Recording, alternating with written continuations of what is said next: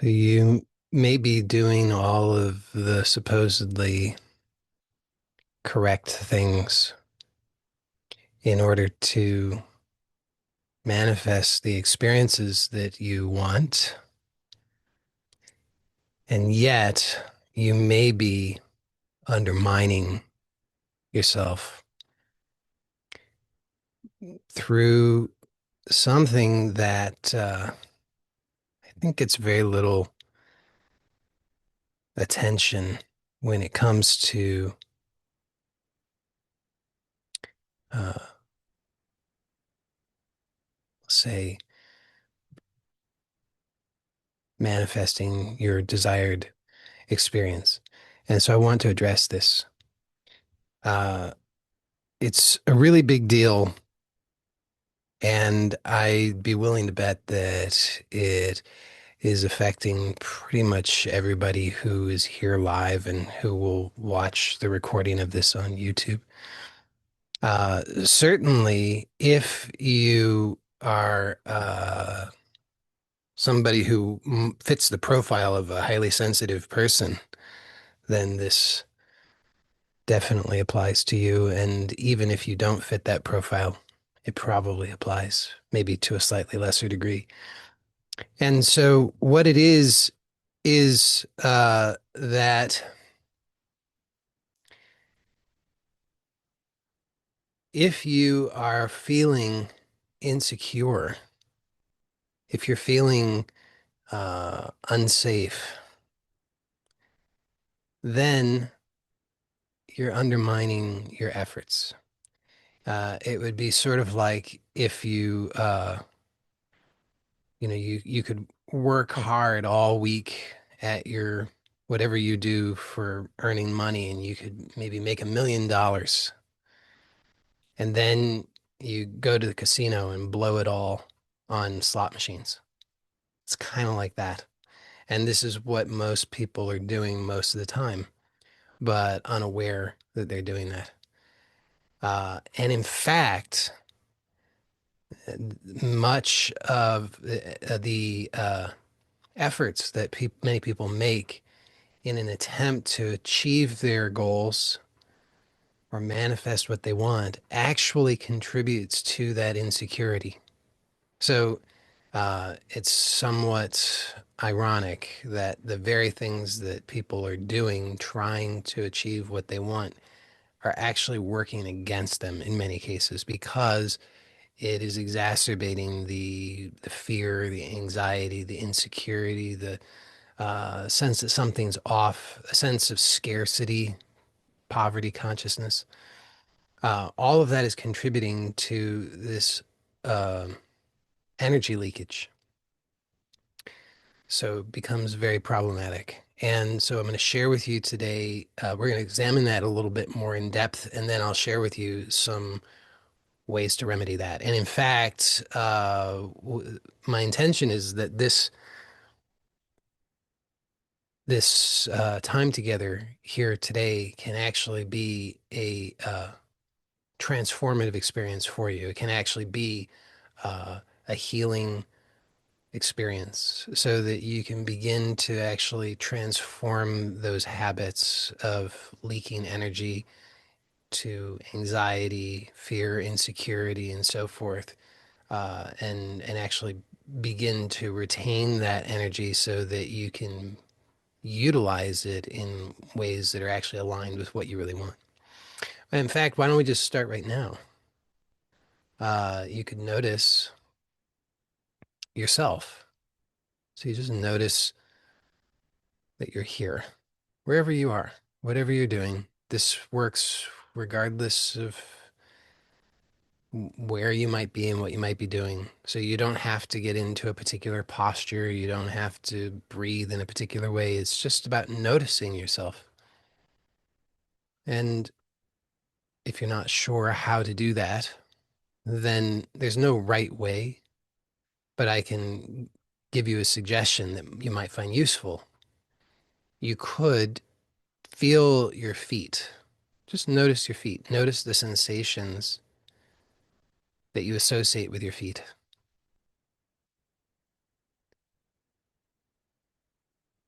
And if you happen to be sitting, then you could also notice the sensations of what you would associate with yourself making contact with whatever you're sitting on.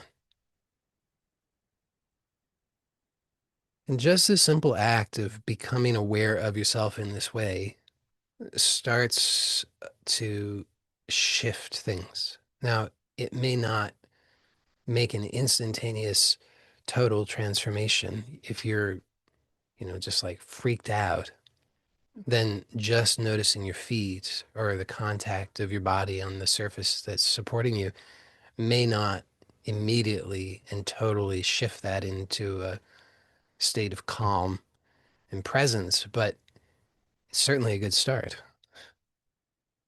And you can notice how little you're generally aware of yourself in this way. And if you're not aware of yourself in this way, then maybe it starts to make sense why you feel the way you do a lot of the time. Because if you're not even aware of yourself, then that's probably going to start sending some serious danger signals into your nervous system. Whereas if you are actually aware of yourself, then at least your nervous system knows that you know where you are. And that's a really essential bit of information. So see if it's possible for you just to remain aware of yourself throughout this time together. And hopefully I'll remember to also remind you so that we can just check in together. Now, I know that for many of us, our minds can be dismissive of something seemingly so simple, seemingly so trivial. Our minds might say, well, that's not enough. Well, that's not going to do it for me. I have really big problems. I have financial problems, relationship problems. I've got this, health problem. I got whatever problems I've got. And just being aware of myself, that's not going to be enough. I need the big guns. I need to do all the things. I need to, you know, be searching YouTube and Google and Chat GPT all day long to find all of the things that I need to do to throw at this so that I can finally get it under control and solve all of my problems so that I don't feel this way any longer.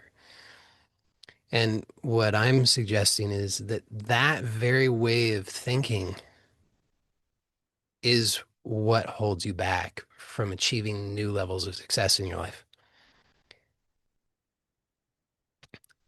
And you don't have to believe me, obviously, but I invite you to really test this out. So if you were to, let's say, challenge yourself to 30 days of uh, checking in with yourself, becoming aware of yourself at points throughout the day. Let's say start with 3 times a day and then see if you can increase that to 5 times a day, maybe more times a day. But if you were to do that consistently for 30 days, then you could really put it to the test and find out and evaluate for yourself what difference does that make. I'm proposing it will make a big difference.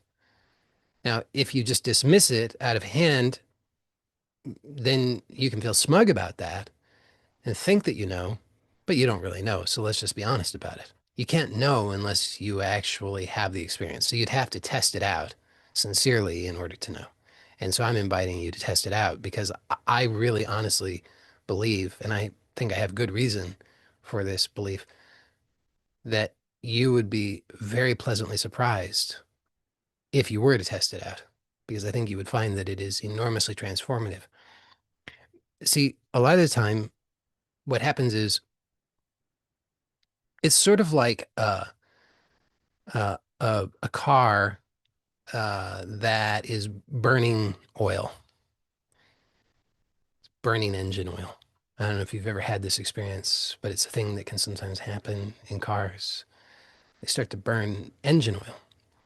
And so becomes necessary to continue to add more oil to the engine because it's burning the oil, so it needs more oil added to it. Well, if it's just a small, it's just a small minor thing, then you say, okay, whatever, no big deal. But over time, maybe that starts to increase. It's burning more and more and more. First you have to add 1 quart, and then, every couple of months, and then it's like every month, and then every week, and then every day, and then you have to add 2 quarts every day, and then you have to add 3 quarts every day. And so it becomes really inefficient and expensive, financially, in terms of your time, the stress level of monitoring, constantly being aware of, how is the engine doing? Well, your life is kind of like that too. Your currency in life is energy, and the way that you uh, manage that energy is through your attention. And if you are leaking that energy through this habit of insecurity or anxiety, or however you want to frame it or understand it, then what happens is it's very well, it's inefficient. It becomes increasingly inefficient. It's very costly and expensive to you. And it's really not, uh, becomes unmanageable at a certain point. Now, maybe you haven't reached that point of it being completely unmanageable, but why wait? Why wait until it becomes unmanageable? I mean, I have in my own life, I encountered that point of it being totally unmanageable, and that's a difficult thing to encounter in life. To have one's life become totally unmanageable is very difficult. It's very difficult uh, to get out of that situation because it's not something that happened overnight. It's not something that's going to change overnight. It's a process. So I really encourage you to not let it get to that point. Wherever you're at in that process now would be a really good time to take an honest look at the situation and make some changes so that you can uh, stop leaking energy. Because as I said, your energy is your currency in life. It's everything. Everything is energy. And so you create through energy. You manifest through energy. Your experience is energy. Your relationships are energy. Your health is energy. Your material possessions are energy. Everything is energy. And if you're leaking energy, then you have less energy to put toward what you want. But it's worse than that, you see. I mean, as if that wasn't bad enough, but it's worse than that because not only are you not do you not have energy for what you want, but you're leaking energy toward and therefore creating what you don't want, right? Because I'm pretty sure there's nobody here who actually wants insecurity, who wants fear, who wants anxiety. Nobody wants that. But when you're leaking energy toward that, then that's what gets the energy. And so it grows. And the more energy it gets, the more it grows. And after some time, that becomes the dominant feature of your experience. So then you're in a situation where you're dominated by the very thing that you don't want because you've given it so much energy that now it exists as an entity unto itself, which you are in the habit of giving more energy to. So that's a really difficult situation to be in. And you are not in the habit, therefore, of being able to consciously direct your energy toward what you do want. So it cuts both ways negatively. You want you're not able to manifest what you do want because you've leaked too much energy, and you are compulsively manifesting what you don't want through the habit of leaking your energy toward this fear, anxiety, worry, distress, sense of lack, and so forth. Uh, now, there's been, th this is, I really want to emphasize that this affects every area of your life, every area. So there's some interesting uh, interesting theory called the cell danger response, uh, which proposes that at a cellular level, the cells themselves are uh, shift or alter their metabolism, their their mode of being, depending on whether there is a sense of danger or not.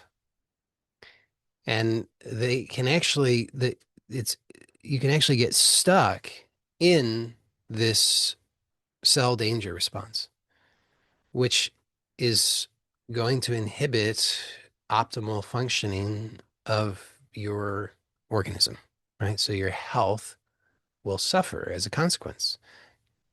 So, not too difficult to understand, I think, how feeding the stress, the anxiety, the fear, the worry, the sense of lack can have a negative impact on your physical health, your mental health, your emotional health, all connected, right? They're all connected.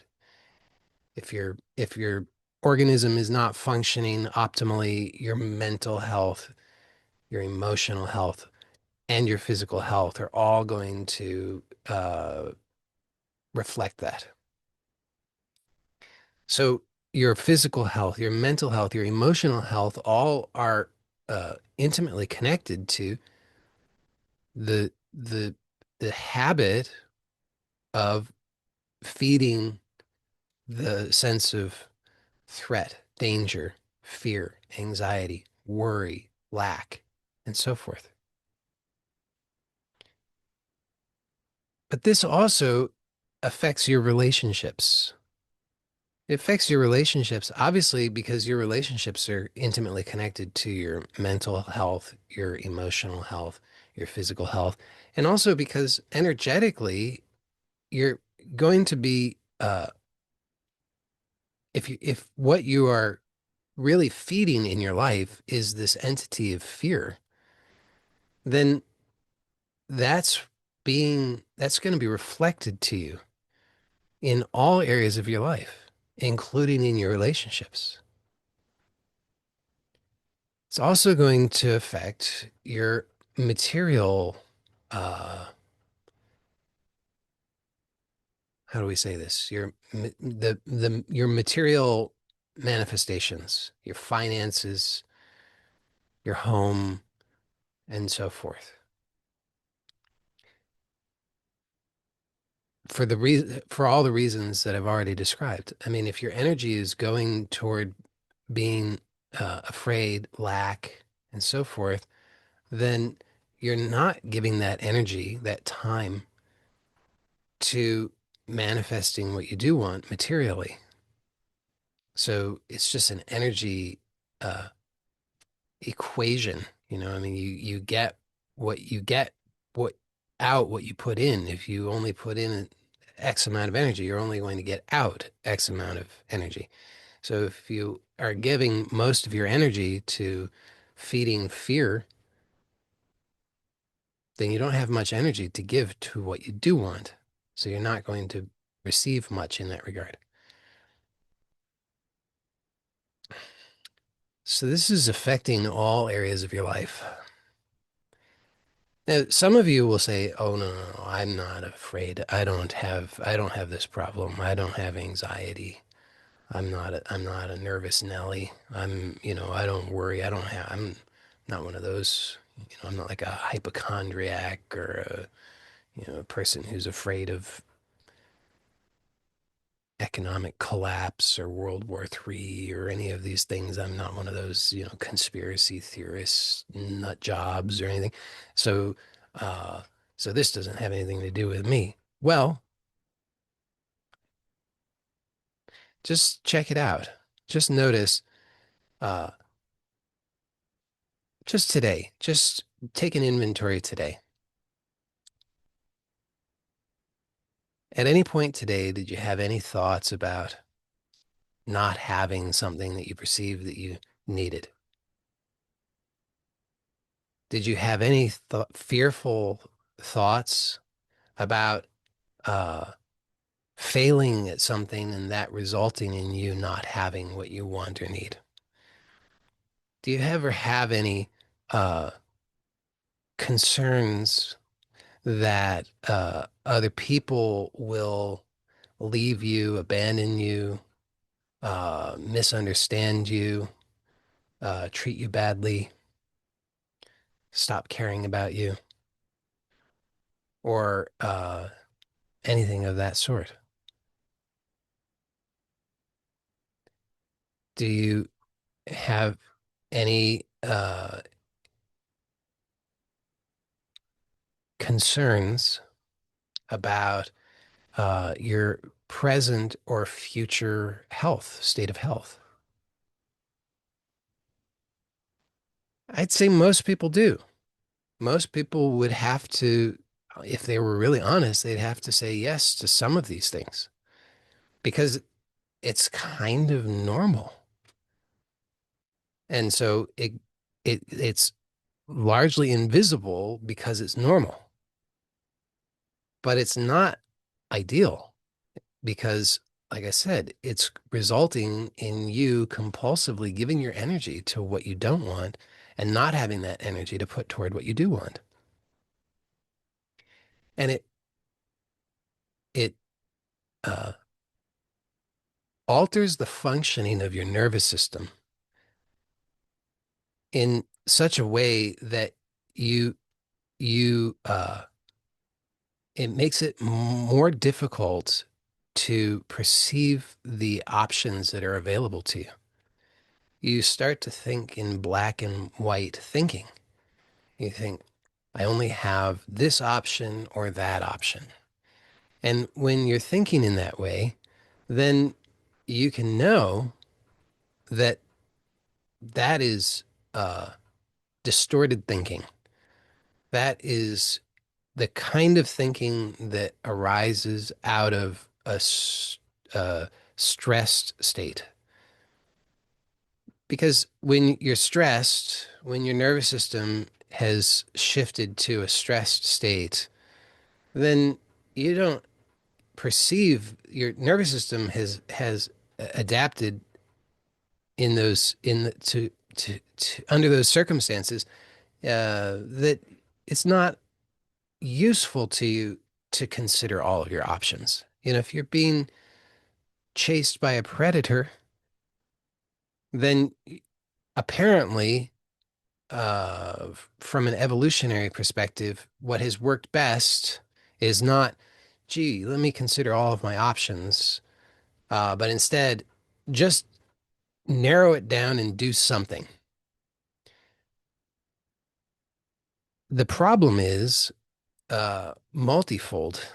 I mean, but the most obvious problem, well, obvious to me, maybe not obvious to you, but hopefully it will be obvious to you by the end of this meeting today. It's obvious to me that there is no actual threat. When was the last time you were chased by a predator?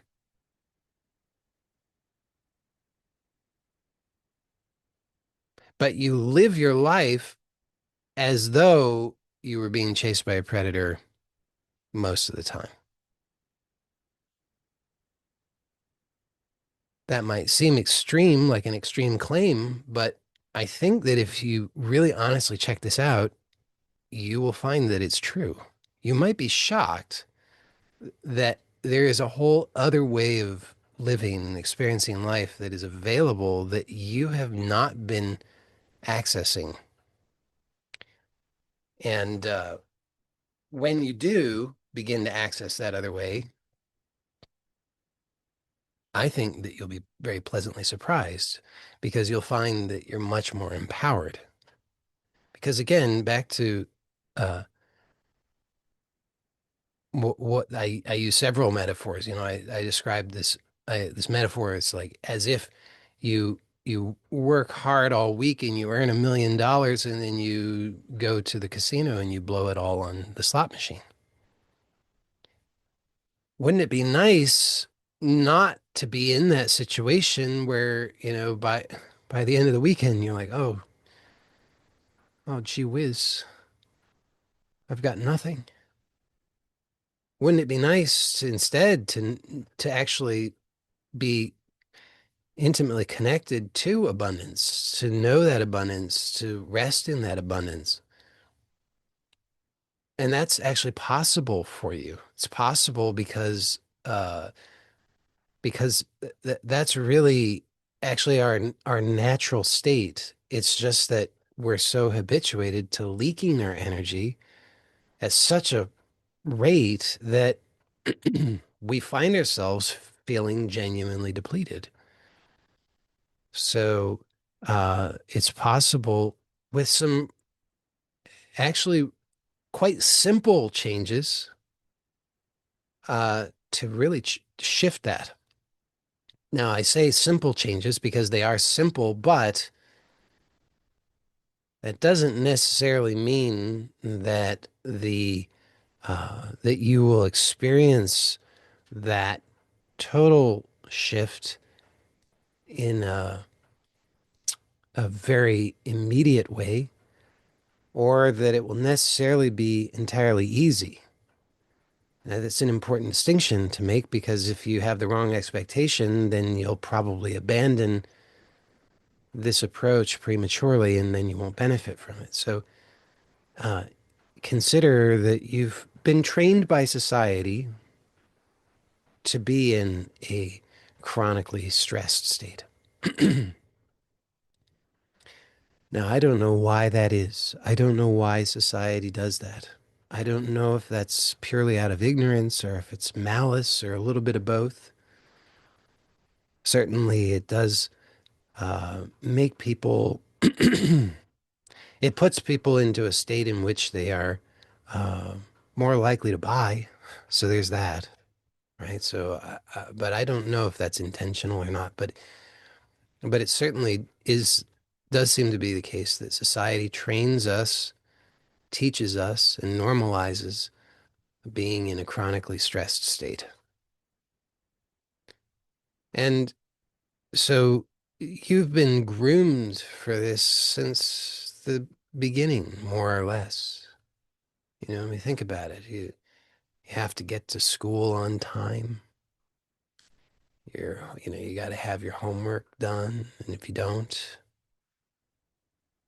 you're going to be made, there's going to be pressure put on you to feel bad, to feel ashamed, guilty, so forth and so on.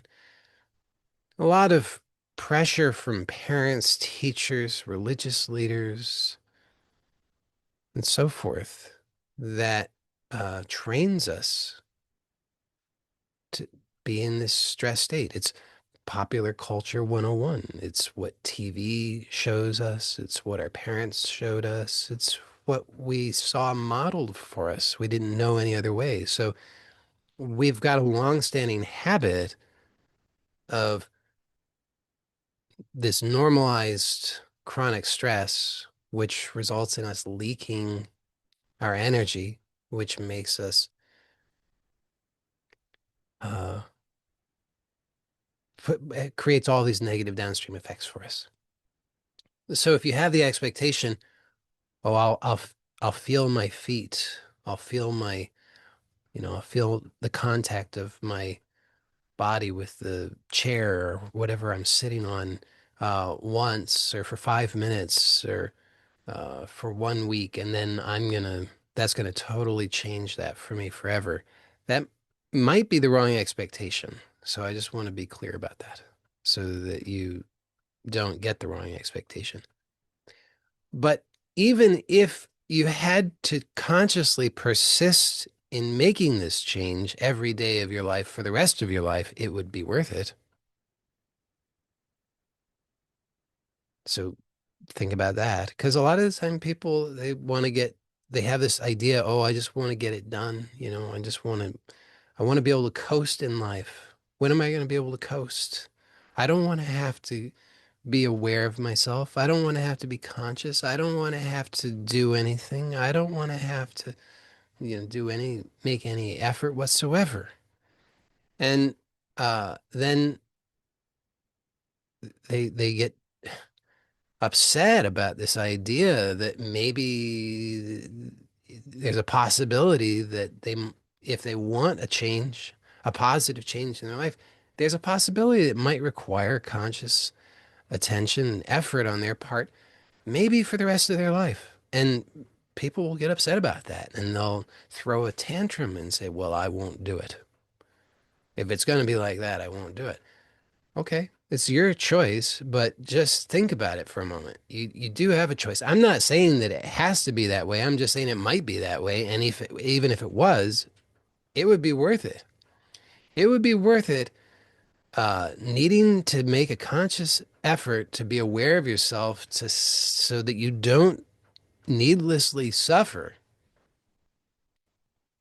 To me, that's really obvious. And I think that if you're willing to work with this persistently for a minimum, say, of a month, I think that you would come to agree with me on that point because I think you would, in contrast to what you have been experiencing up to now, you would have a reference point for a different way of being that is so much better that you would realize, hey, if if that requires that I make a little bit of conscious effort every day, that's definitely worth my time, definitely worthwhile. So that's why I encourage you to try it out.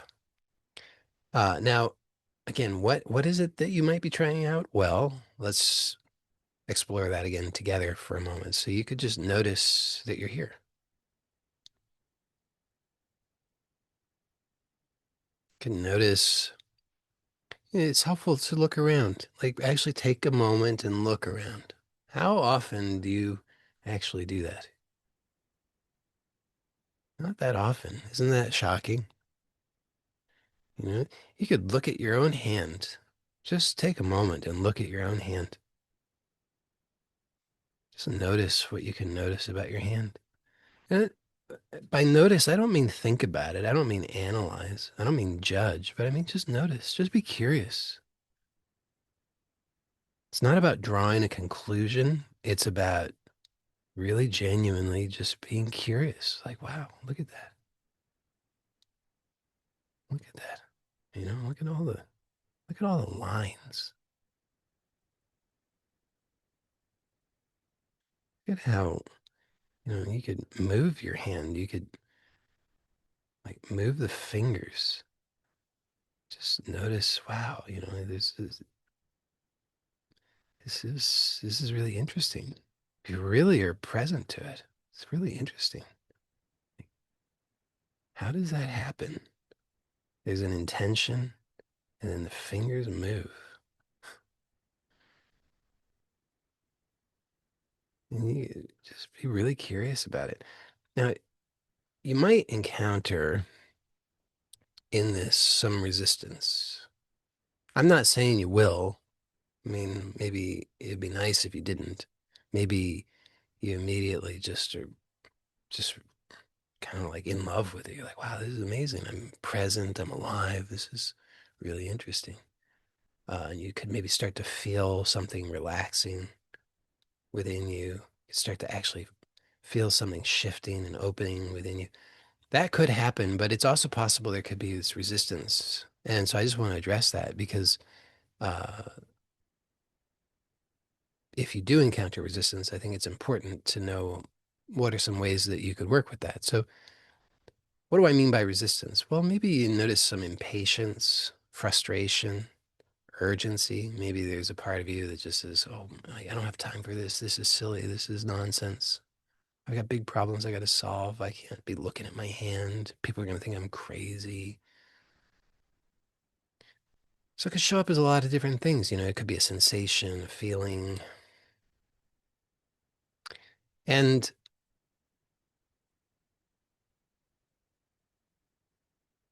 one thing that can, a simple thing that can be helpful is just to notice that, just to notice, oh, wow, that's happening and be curious about it. Because oftentimes what happens is when resistance shows up, then we start to resist the resistance. It's automatic. And then we resist the resistance to the resistance. And then we resist that resistance. And it just becomes this big knot of resistance. And that's not particularly helpful if what you want is to shift to a non-stressed state. So you could just, instead of resisting the resistance, you could just notice it and be curious about it. What is this resistance? What does it consist of? And you might notice that at the heart, the resistance consists of tension. And you might notice it's kind of unpleasant. Now, instead of resisting the tension, which would involve more attention, another possibility would be just to be curious about the tension and be curious about the possibility of opening to the tension, allowing the tension. That's a different idea. So you could just be curious about that possibility, not trying to force anything, because if you try to force it, that doesn't work. Right? So it'd be, so I've used this metaphor before. It's sort of like if you make a fist, you could just open the fist, just allow it to open. Or you could take the approach of trying to pry it open. Okay. And if you try to pry it open, it might approximate the same outcome as allowing it to open. But there's a very big difference because prying it open requires that you use effort against yourself. So you're still making the fist with effort, and then you use more effort in order to pry it open. And that just contributes to the stress. So here I'm proposing a really radically different approach, which is to really allow. And so we're not fighting it. Whatever it is that is occurring, if there's resistance, tension, thoughts, sensations of any kind, this is not about fighting it. It's not about resisting it. It's not about getting rid of it, but actually allowing it, starting from there, starting from allowing, and then inviting a possibility of opening, but not with force, not you must open, but rather just a possibility. So this uh, takes, there's a reorientation that's usually necessary here because we've been so conditioned that that's a foreign idea to us, for most of us, to allow. That's totally foreign because we've been conditioned to use force. We use force all the time. That's how we get things done.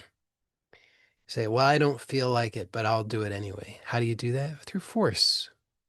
This is going to exert more willpower.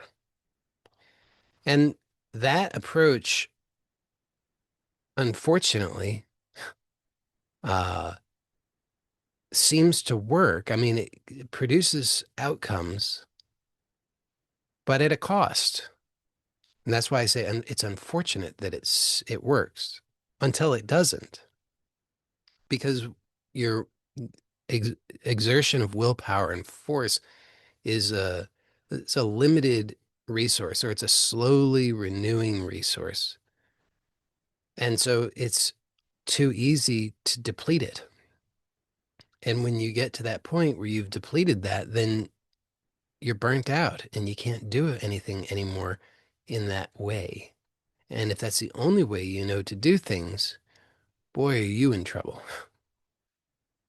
So again, I would really encourage you, don't let it get to that point. If at all possible, I really encourage you to start to make the change now, because I promise you there is a better way, a much better way, a much nicer way of living that allows you to achieve more, but exerting less effort. But in order to learn this, it does require a willingness. Let's just say a willingness, it really requires a willingness. And so it can be useful if you're not clear enough for yourself about why it might be uh, useful for you. You could actually start to get clear on the pain that the old way produces. So you could just check that out now within your own experience. Just notice how painful it is. Notice within yourself, you have all of these inner conflicts. There's a part of you that says, I should get up at this time. And there's another part of you that says, I just want to sleep in. And there's a part of you that says, I should do this thing that I committed to doing. And there's another part of you that says, I don't want to do that. And there's a part of you that says, I should socialize. And there's another part of you that says, I just want to be alone. And on it goes. There's a part of you that says, I should just tell them what I really think. And there's another part of you that says, oh, don't do that. Just let on that it's all fine. And it just so many inner conflicts. And notice that the way that society has taught you to manage all of that, the way that's been modeled for you is just to use force. You use force to try to restrain parts of yourself, and you use force to try and overpower parts of yourself. And that's really stressful. And it contributes to this sense of anxiety, fear, insecurity. Something's amiss. Something's not right. And so it keeps your nervous system in this state chronically of lack, of insecurity, of stress. And therefore you're leaking your energy. And you wonder, why am I feeling this way? Why am I so exhausted? Why am I so uptight? Why am I so upset? Why am I so angry? Why am I so sad? Why am I so frustrated? Well, now you know. Or at least you could know if you're willing to take a look sincerely, honestly, within yourself. You have everything that you need right there. You can know all that's necessary, because you are the creator of your experience. It's just that it's been happening mostly unconsciously, but you can make it conscious, and that allows you to start to change it. So I'm inviting you just to notice that now, just to notice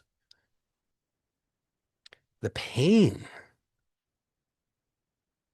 of maintaining the old way, of maintaining the conflicts and using force to try and overpower one part or the other part, but nothing's ever really fully resolved. You're always back to the to square one. It's like, if you don't, if you've got this inner conflict, part of you wants to get up at a certain time and part of you wants to sleep in, and you use force, then the next day you still have the same conflict. Nothing got resolved. So what are you going to do? Well, you same options. What are you going to do? Probably going to use force again.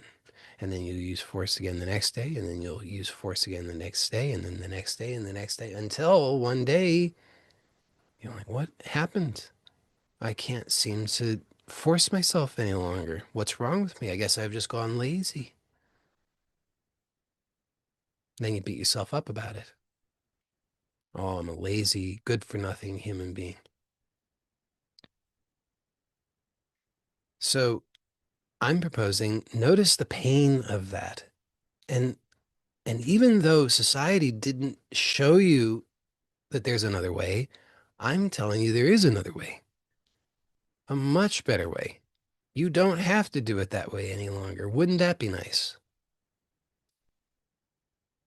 And it can start by being aware of yourself. So just be aware of yourself now. And again, I understand some people's minds will say, oh, what a load of nonsense, being aware of myself. That's not going to do any good for me. I have these big problems. Being aware of myself is too insignificant. Joey just doesn't understand. That's some people's minds will say that Joey doesn't understand. He doesn't understand my big problems. If he had, he doesn't have any problems. He's never had any real problems. If he had real problems, he wouldn't suggest something so stupid and trivial like being aware of myself. Maybe it's true. I don't know you. I don't know your experience, but I make these suggestions with total sincerity based on my own experience. And I know that for myself, I reached points of being incapacitated. I had pushed myself so hard for so long, and I just totally burnt out. I had no ability to use willpower to get myself to do anything. Didn't matter how hard I tried. And I was so consumed by fear, I didn't know. I thought there was no way out. I thought there was no other way. And what I'm sharing with you is what I have found to be true.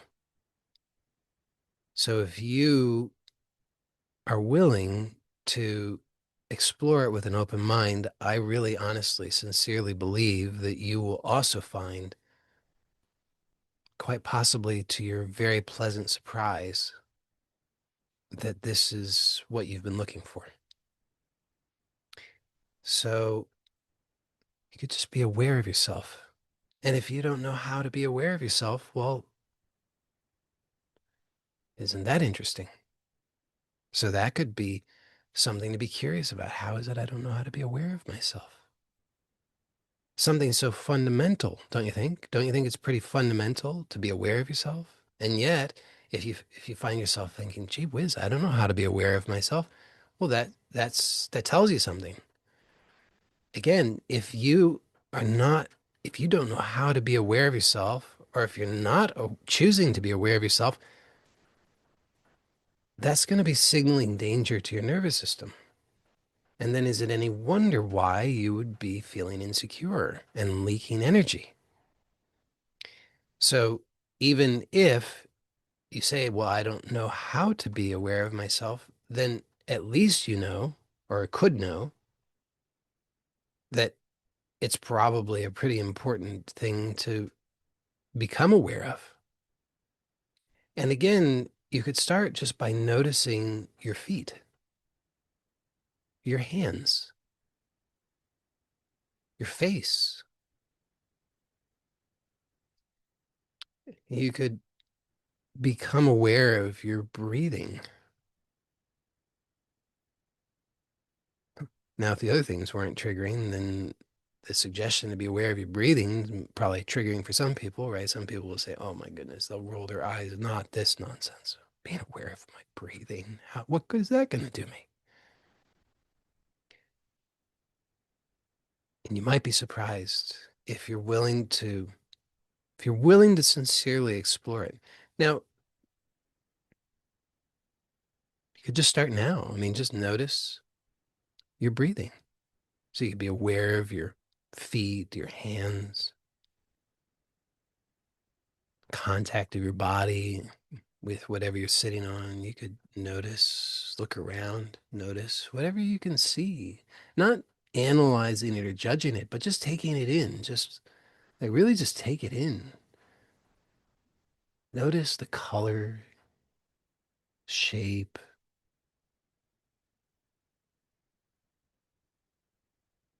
Just be curious about it without trying to draw conclusions, without trying to get something from it, without trying to get an answer.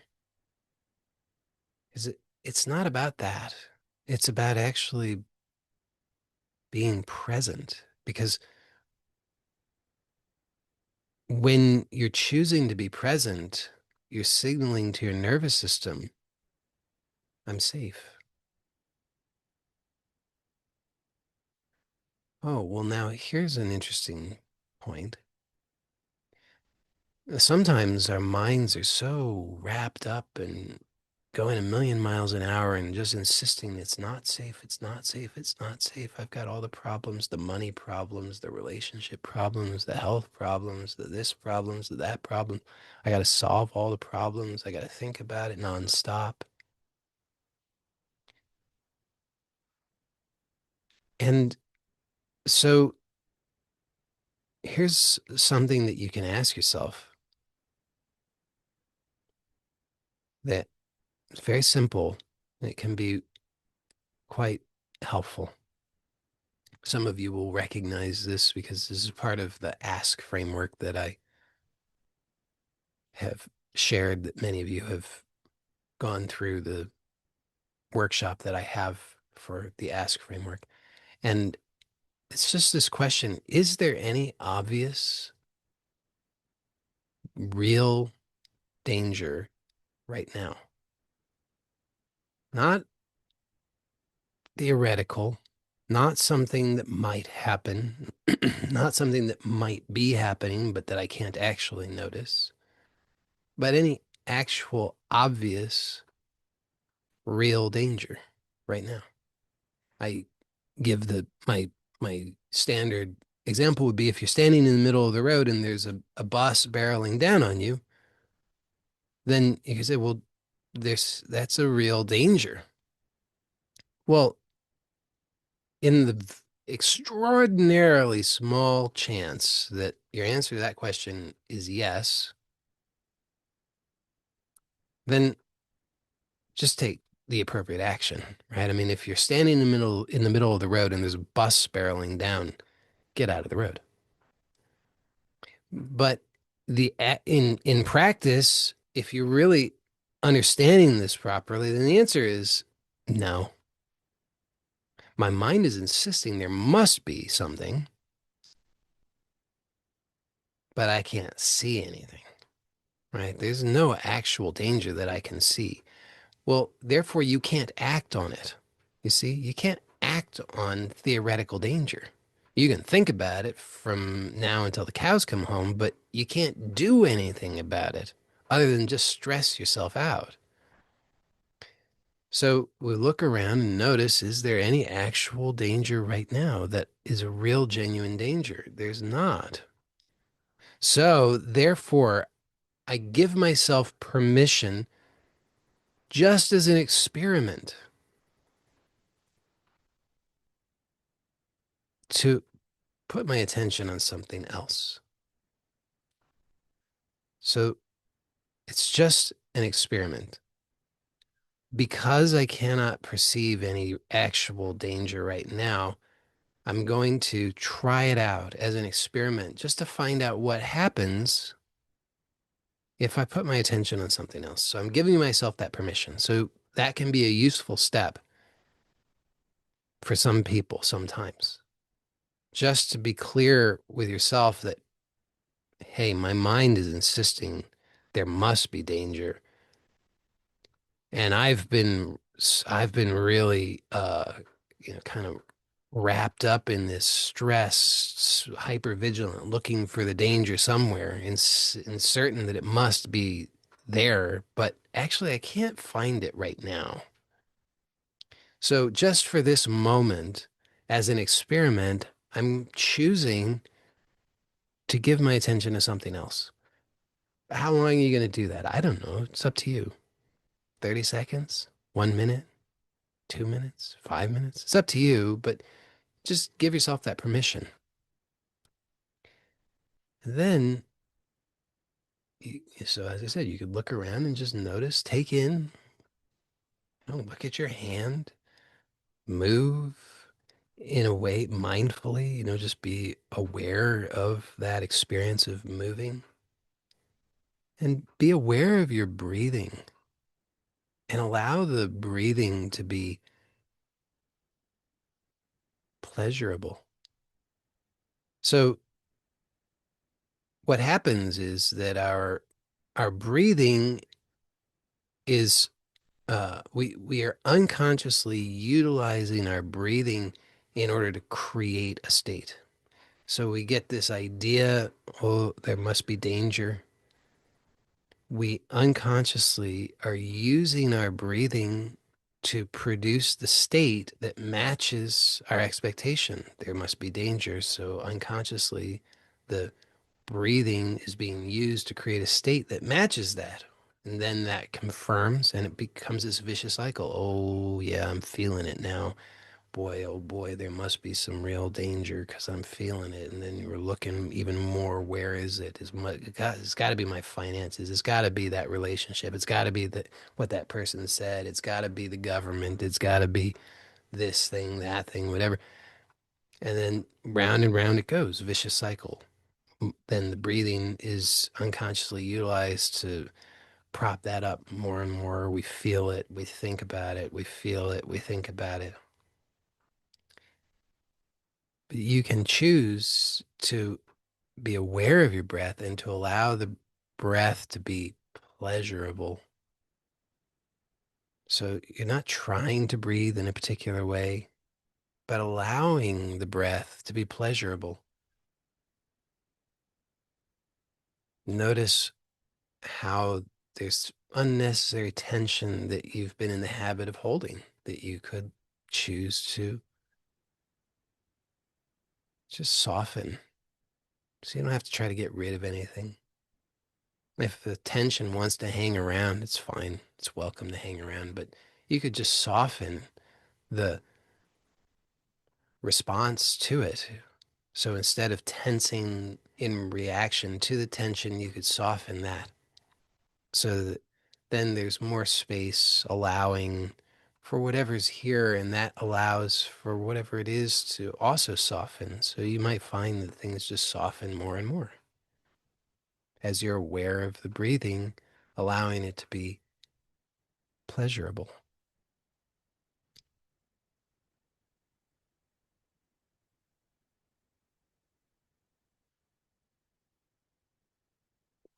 And notice that as you do that, that your mind also starts to relax.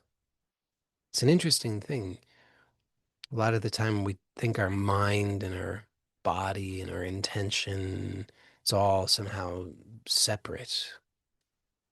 But actually, when you're holding physical tension, your mind gets tense. And when your mind is tense, you think tense thoughts, which tends to contribute to more physical tension, which then becomes a vicious cycle. But as you are just aware of the breath, allowing it to be pleasurable and letting go of any unnecessary tension that it's possible to soften, you might find your mind also starts to relax. And the things that seemed so urgent and important and that you had to solve these big problems starts to kind of relax. And as that happens, you might find, well, number one, some things just fall away because you realize, I don't know why I thought that was so important. It's not important. and other things that maybe they still seem important enough to still hold in mind, but maybe more gently, more loosely. Maybe you start to discover that new insights, new options present themselves in regard to those things. Maybe that happens immediately and maybe it's takes place over time, but kind of makes sense that if you're holding things really tightly, well, there's not much room. You're kind of squeezing the life out of everything. There's no room for options there. But as you start to soften that and just loosely, gently hold things, there's more space for other options to present themselves. So the more loosely, gently, lightly that you hold those things, you'll likely find that other options present themselves. And that starts to unwind the stress because, let's face it, it's the options that you were considering in the past, they weren't really great options. I mean, if they were great options, you'd already have resolved the thing. So the fact that you haven't resolved it means the options that you were considering were not really great options. So you were just sort of tightly holding, gripping these options that you didn't really like and stressing yourself out more and more. But as you just gently soften that and allow yourself just to be here in this moment, what do you want to do in 5 minutes? That's your business. But you could just choose for right now just to be here in this gentle way. You might find, oh, I hadn't thought about that. Oh, there's this other possibility. I hadn't thought about that either. These ideas will start to come to you as you just make the space for it. And they're not all the greatest ideas, but some of them are. Some of them will be great ideas. And you just, all that's needed is to allow for them to come. But if you're squeezing, you don't make that space. So as you just allow, then that space is there.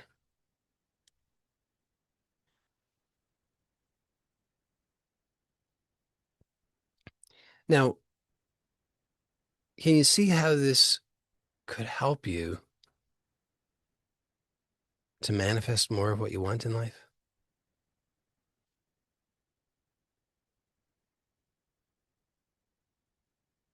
I ask that because I think sometimes it's not obvious to everybody. So for some of you, you'll get it right away. You'll say, "Oh yeah, that makes a lot of sense." But for those people who aren't clear on it, let's just take a moment to examine that so that it can be clearer to you. Because society has trained us to be tense and to move fast, and that we're taught that's being stressed and busy, that's how to get things done. That's how to achieve things in life. You got to be stressed and busy. So that's our model. That's our reference. We think, oh, if I'm not stressed and busy, I'm not going to achieve anything. I won't get the things that I want. So this other way where there's more gentleness, softness, openness, we've slowed down. We're not moving so quickly. There's a paradox that can be confusing to people at first because it's so contrary to what we've been taught. But the truth is, when we allow ourselves to slow down in this way, we can achieve much more. Because the old way, the stressed way, it's really inefficient. So we can do a lot of activity, so much movement, so much activity, but we're achieving very little of what we actually want. It's uh it's like you could have a if your aim is to boil a pot of water, you could make an enormous fire, roaring bonfire. It's not going to work so well to boil a pot of water, though. It looks impressive. It looks like there's so much happening, and there is. But the problem is, it's not actually achieving what you want. Versus if you just have a very small controlled flame, that's much better for boiling the pot of water. So it's kind of like that. We've been conditioned, oh, I should just be stressed and busy, stressed and busy, stressed and busy. And oh, look, everybody, look how much I'm doing. Look how hard I'm working. But then day after day after day, you're dissatisfied. You're expending so much energy, but not achieving what you really want. And you complain about it, as many people do. Oh, I can't believe it. I work so hard and I'm not getting what I want. Or you could use that feedback to guide you to dial it in so that you can achieve what you do want in a very targeted way. So when you slow down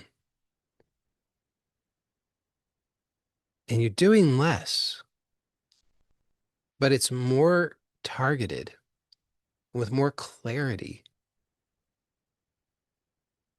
you're able to achieve much greater efficiency.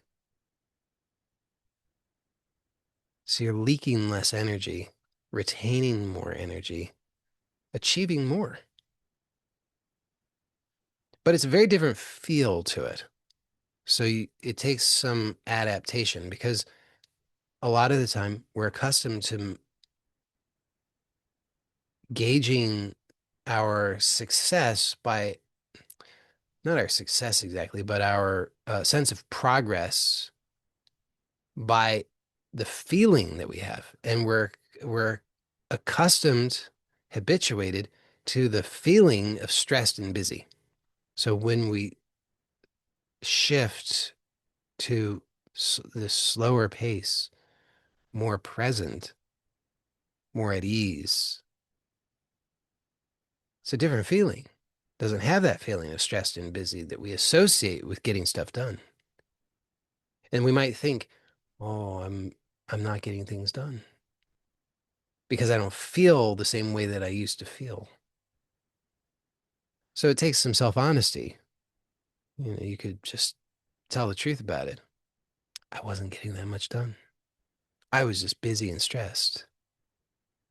I was ultimately dissatisfied, frustrated. So even though this new way feels different, that's perhaps not the optimal way to measure how successful it is. So give yourself that opportunity to adjust and adapt, and don't measure your progress by the feeling, but rather by what actually is the outcome. And then notice what what what is actually more pleasant, the stressed and busy, or this present, open, gentle, relaxed. Now, it's not that this other way is less powerful, because it's not. It's a tremendous amount of power. But you just don't have to strain for it like before. You could actually allow it. You could allow that power to flow. So again, it takes some adaptation, just a willingness to adjust to this new way. Uh, this allows you to get out of your own way. Before we're trying to overcome our inner conflicts through force, which is inefficient and doesn't even work, really. Like you might get a short-term outcome, but you don't resolve anything. So the next time you want to achieve the thing, you still have the same conflict and you have to again overcome it through force until you learn another way. But this other way, you actually are inviting a natural resolution, a harmonious resolution of the inner conflict rather than trying to overpower it. Through force, you can allow, and that allows for a resolution to occur in a harmonious way, which means that there's something that's learned, something that actually is working better for you. And when that occurs, the conflict disappears. So then you have greater efficiency, greater harmony, greater ease, greater enjoyment. So as that resistance is resolved in this way, in a permanent way, in a harmonious way, you don't have to overcome it anymore. And most of the problem that we face in regard to manifesting what we want, it comes down to it's just one of two things. It's a lack of clarity about what we want, or it's the inner resistance. So as you're allowing for that resistance to resolve in a permanent and harmonious way, then it becomes easier and easier to manifest what you want, which also makes it easier for you to get more clarity about what you want. But this is a process. Again, if you have the expectation that you're going to attend this meeting and then forever instantaneously it's all going to be perfectly consciously clear to you and you're going to feel blissed out and have like psychedelic visions and things like that, well, it's probably not going to happen. But if you instead are honest with yourself about what's really been motivating you, that what's really been motivating you is the pain that you've been experiencing, and uh, that that pain has clouded your clarity regarding what you want. It's created false urgency within you. It's continued to drive and fuel this vicious cycle of stress and urgency. Then you could start to recognize how powerful what it is that I'm sharing with you today actually is in terms of transforming your experience and allowing you to really connect to what it is that you truly deeply want. And it's a process, and it becomes a virtuous cycle where the more that you allow yourself to be present, to soften the tension, the resistance, and to let go of the old habits of latching on to the fearful thoughts, but instead just more and more allowing what's here with openness, with curiosity, with presence, that allows you then to, as I've already pointed out, to permanently resolve inner conflicts in harmonious ways, which allows you then to naturally and effortlessly gain more clarity about what you really want, which becomes a virtuous cycle. It allows you to feel better and therefore experience more presence, more ease, more openness, more gentleness, more clarity, and round it goes. It's a process. And as I said from the beginning, it's an extraordinarily simple process in many respects in terms of the levers that you push, so to speak.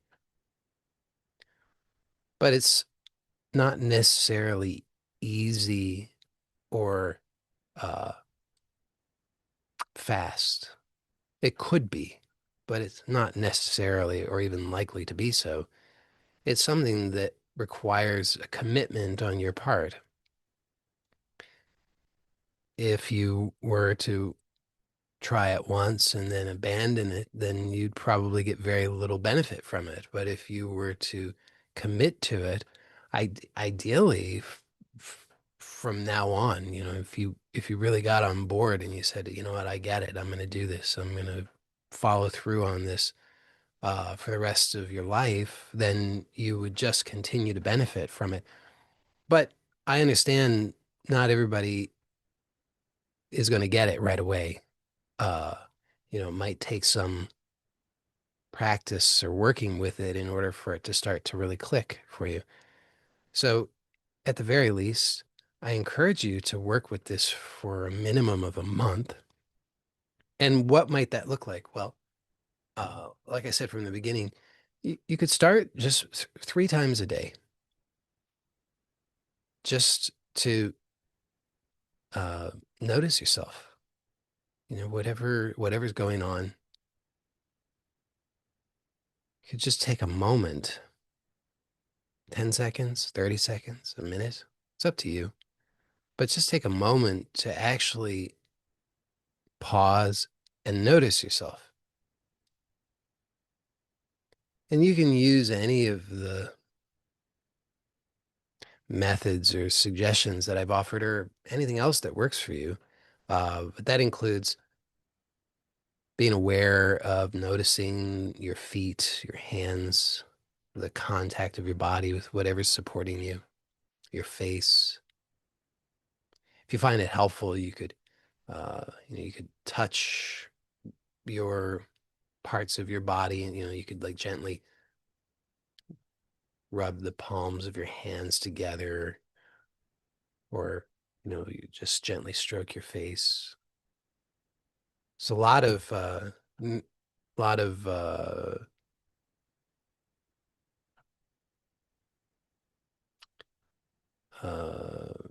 your brain, your nervous system dedicates a lot of uh,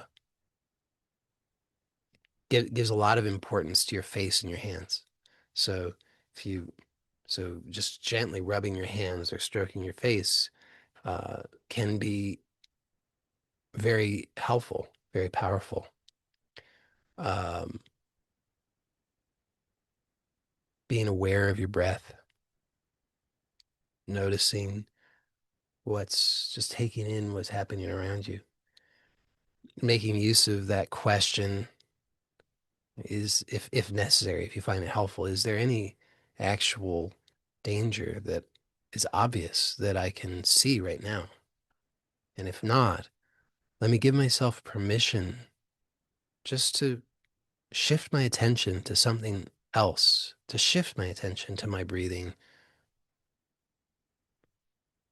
or to noticing the sensations or whatever it might be for a few minutes. If you do this, start with 3 times a day. When will that be? Maybe do you eat 3 times a day? If you eat 3 times a day, you could do it before you eat.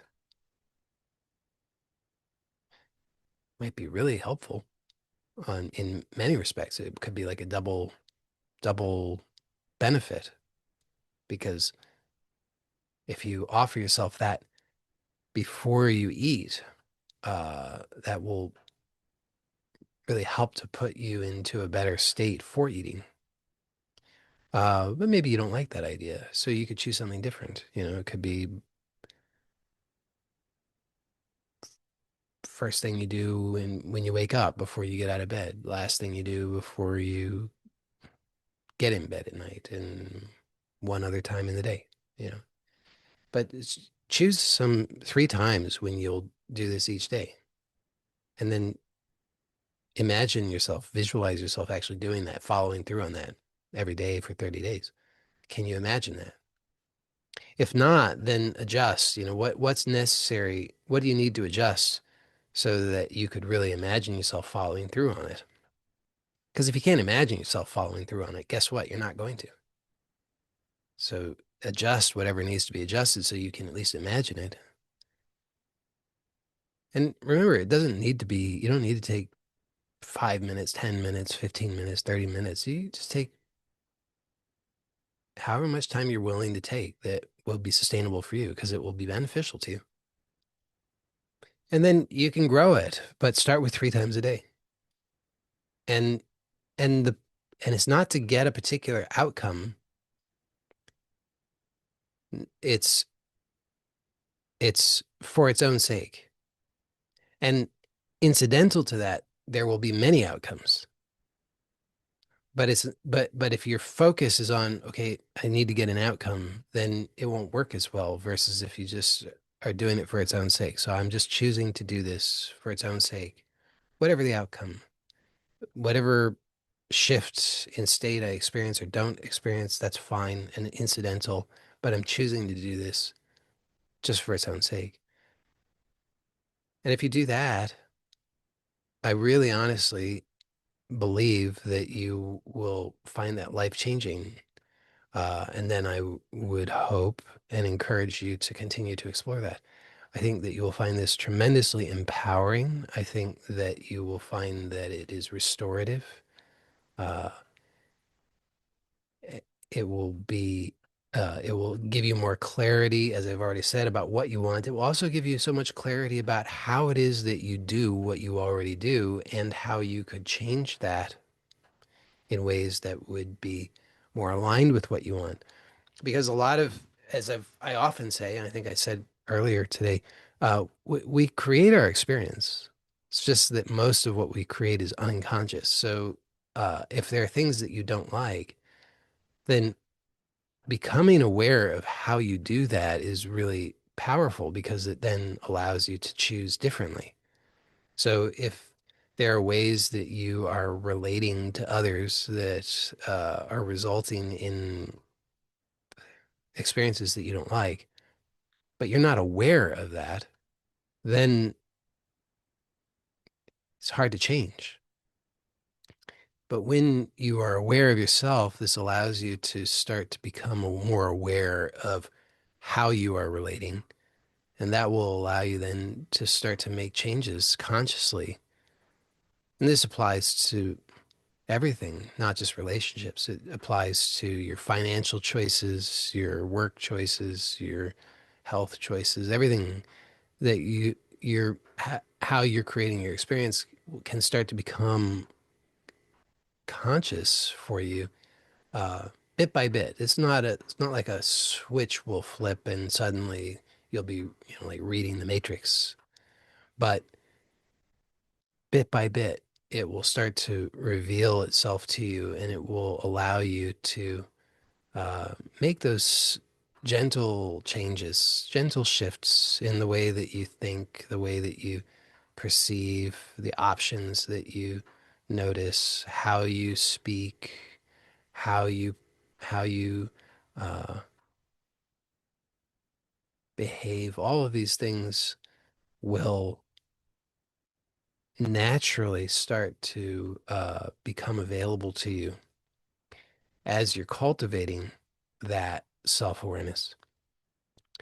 So that's what I wanted to share with you today. A few notes that I want to make, and then if you have questions, for those who are here live, if you have any questions you'd like me to respond to, you can put them in the chat, and I will respond to them there.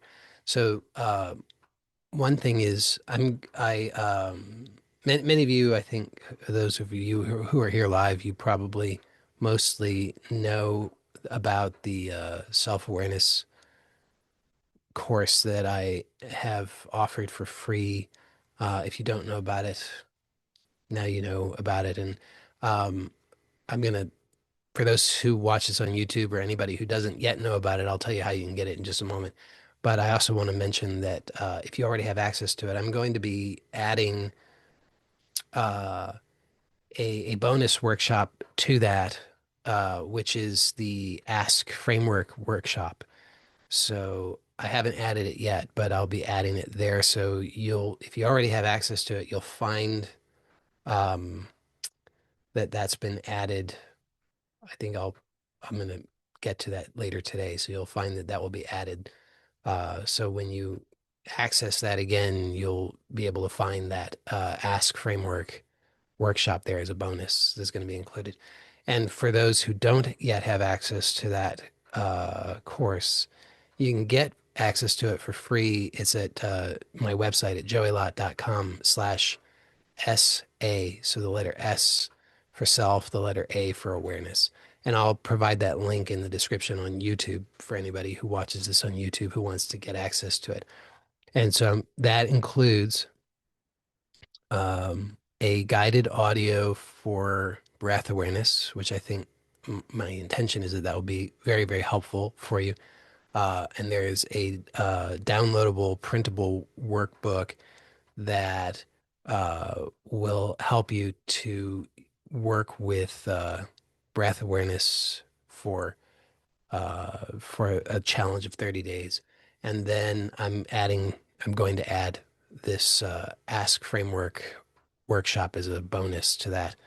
And the Ask Framework is a really simple framework that builds on breath awareness and or other self-awareness practices by adding two additional steps on either side. So the first is this question that I proposed today about, is there any obvious danger or any obvious threat right now? And then it also adds a third step at the end, which is to shift your attention to what it is that you do want. So I have a whole workshop on that that I'm going to be including as a bonus. So you'll get access to that too. Um, So again, anybody who wants to get access to that who doesn't already have access, you can get it at my website at joeylott.com/SA. So I think that's everything for today. So if you have questions, you can put them in the chat and I'll respond to those until I've gotten through all of them, and then we'll wrap up for today.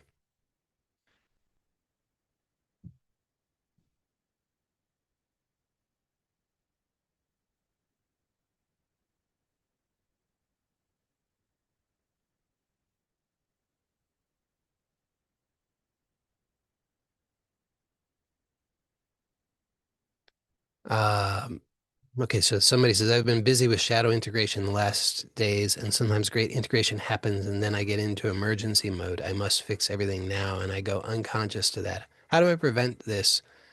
Let it flow, yeah, but I want to trigger stuff too. Well, uh, it's a great question. So I think that uh, as I often emphasize, there is an intelligence in us that is it's inclusive of our conscious mind, but it's also vastly greater than our conscious mind. So it's like a superset, and our conscious mind is a small subset of that intelligence.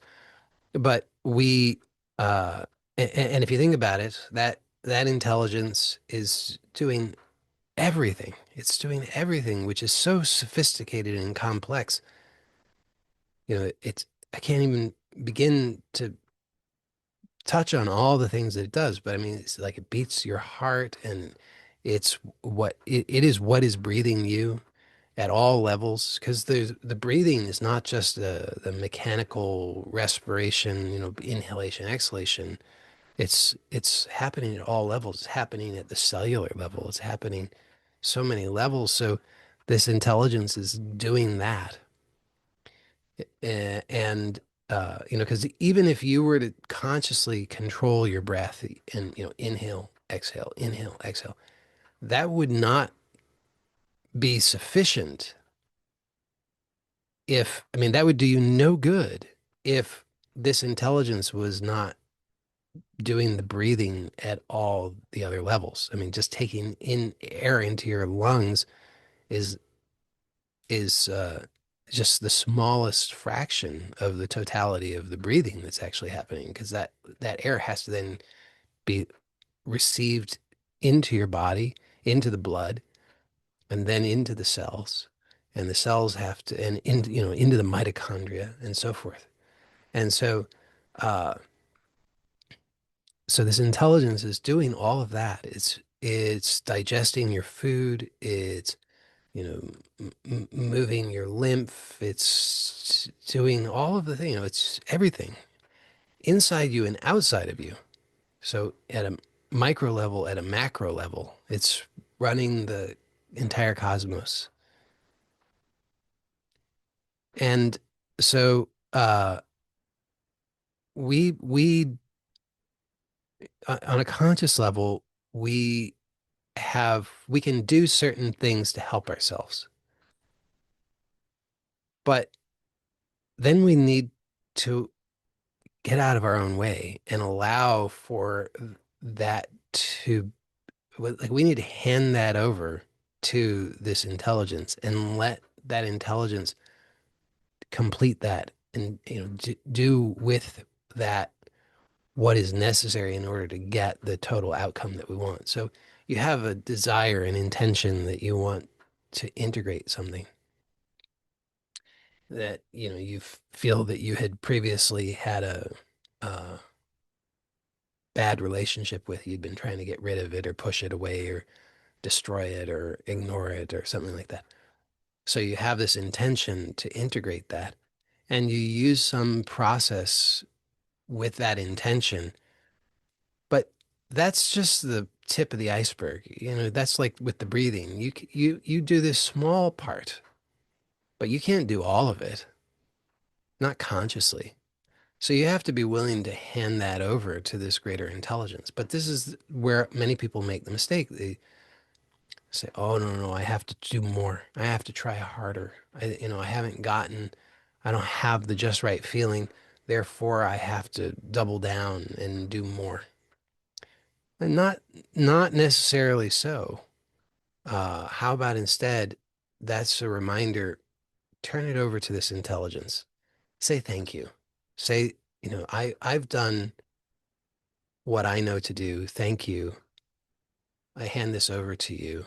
Please, you know my intention. Please complete this process in the best possible way. And then get out of your own way. Trust that things are being resolved for you in the best possible way.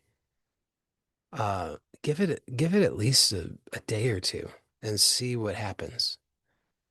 A lot of the time we end up, it's like we're stepping on our own feet. We get in our own way, make things so much more difficult than it needs to be, exerting way more effort because you do something and you say, "Oh, that's not good enough. I got to do more." But if you would only just leave it and turn that over to this intelligence, you might be surprised that maybe it would get resolved even beyond your expectations.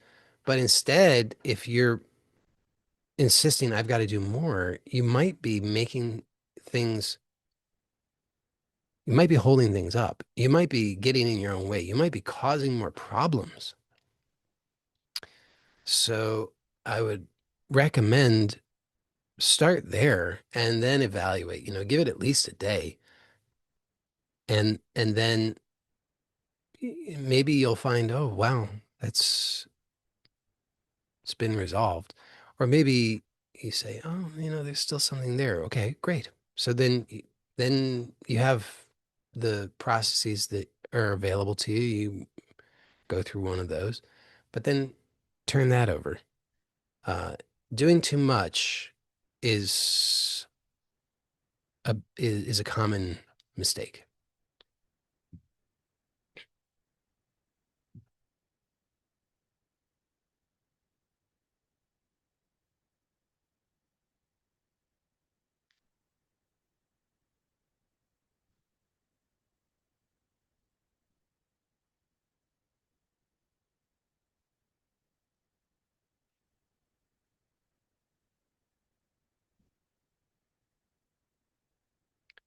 Okay, so this person says, for releasing limiting beliefs, if I read the belief and notice the sensations in my body, is that one way of letting go of the belief? I think this is being aware of myself. I could be wrong. Yeah, that's definitely, uh, definitely true. I mean, so the intention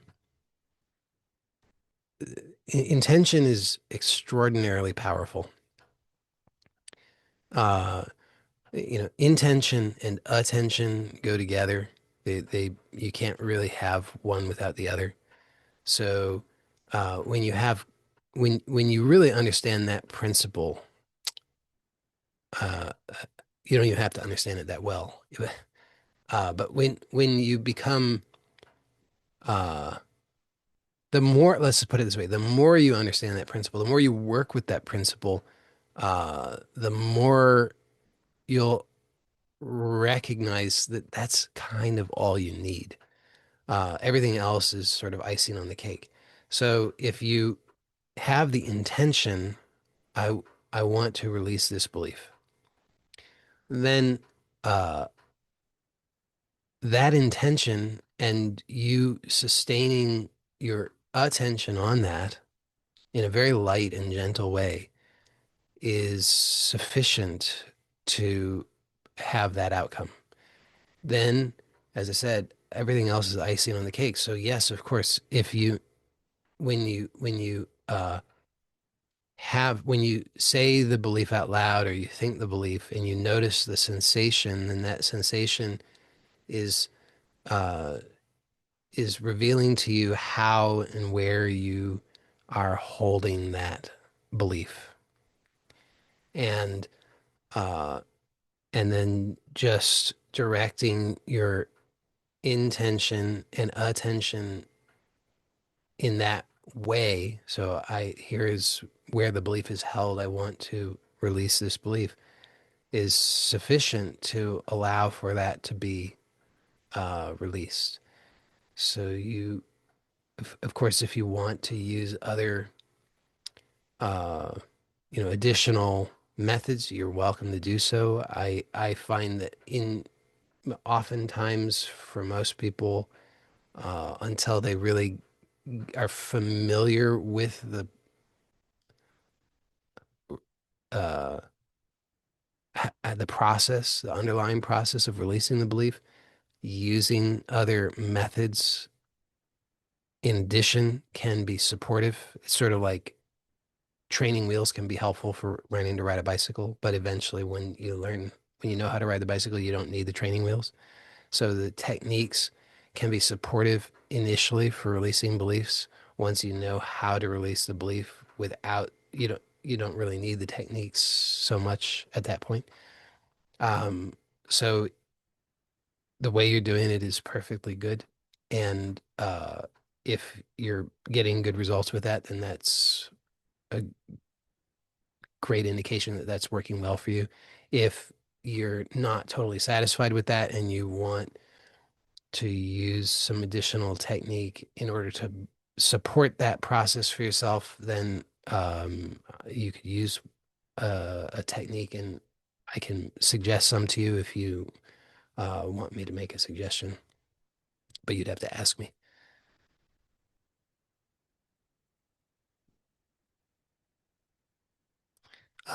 Somebody says Carl Jung said that the unconscious conflict will play out in one's life and we will call it fate. So much of this is unconscious, so some of it requires some digging, right? Um, yes and no. Uh,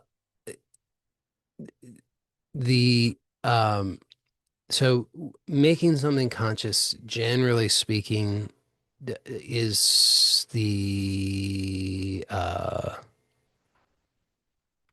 it's not necessary, but usually it's for most things, it's more efficient than not.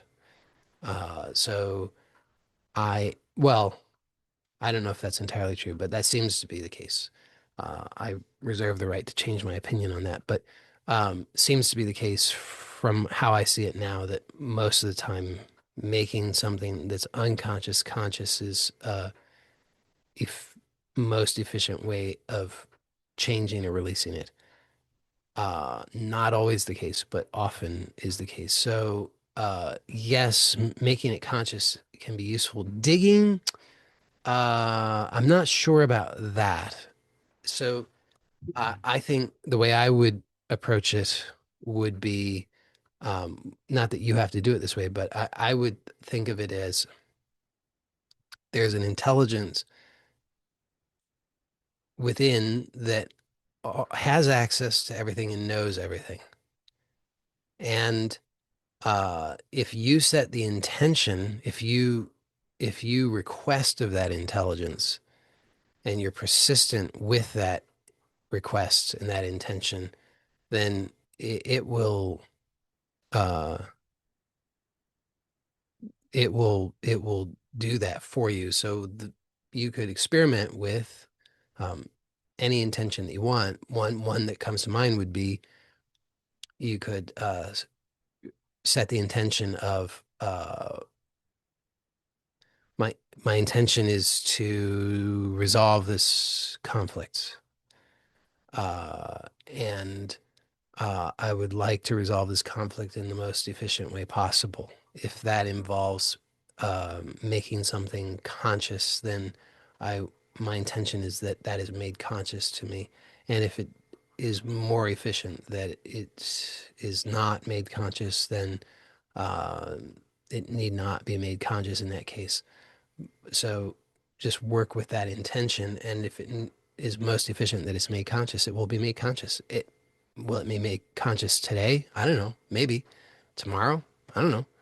If you persist with it though, then I think you'll find that working with that intention will give you the outcome that you're looking for.